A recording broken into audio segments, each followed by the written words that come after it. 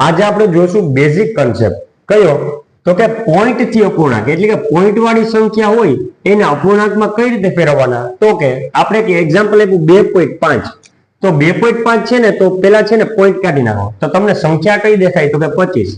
એ 25 જે છે એ અંશમાં મૂકવાનું હવે પોઈન્ટ પછી કેટલી સંખ્યા હતી 1 તો એક શૂન્ય વાળો એકડો એટલે કે 10 ક્યાં મૂકવાના છેદમાં એટલે જવાબ આવશે 25 ના છેદમાં 10 હવે ધારો કે આ રીતે હોત 3.69 તો પહેલા તો શું કીધું પોઈન્ટ આપણે નહીં લેવાનો પોઈન્ટ ન લ્યો તો સંખ્યા આવશે 369 હવે પોઈન્ટ છે પોઈન્ટ પછી કેટલા આંકડા હતા તો કે 2 તો કે 2 શૂન્ય વાળો એકડો એટલે કે 100 હવે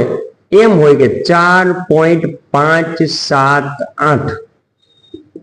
તો પોઈન્ટ ને આપણે ધ્યાનમાં ન લઈએ તો 4578 એ આવશે અંશમાં 4.578 અને છેદમાં શું મૂકવું તો પોઈન્ટ પછી કેટલા આંકડા 3 તો 3 શૂન્ય વાળો એકડો એટલે કે 1000 આ બધું મૂક્યા પછી જો સાદુરૂપ આગળ જઈ અને જો ઉડતા હોય તો ઉડાડવાના શક્ય હોય તો ઉડાડવાના જો ન ઉડતા હોય આગળ સાદુરૂપ ન થતું હોય તો ઉડાડવાના નહીં ક્લિયર ચાલો તમારે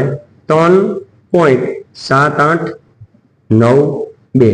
આનો જવાબ તમારે કમેન્ટમાં આપવાનો છે।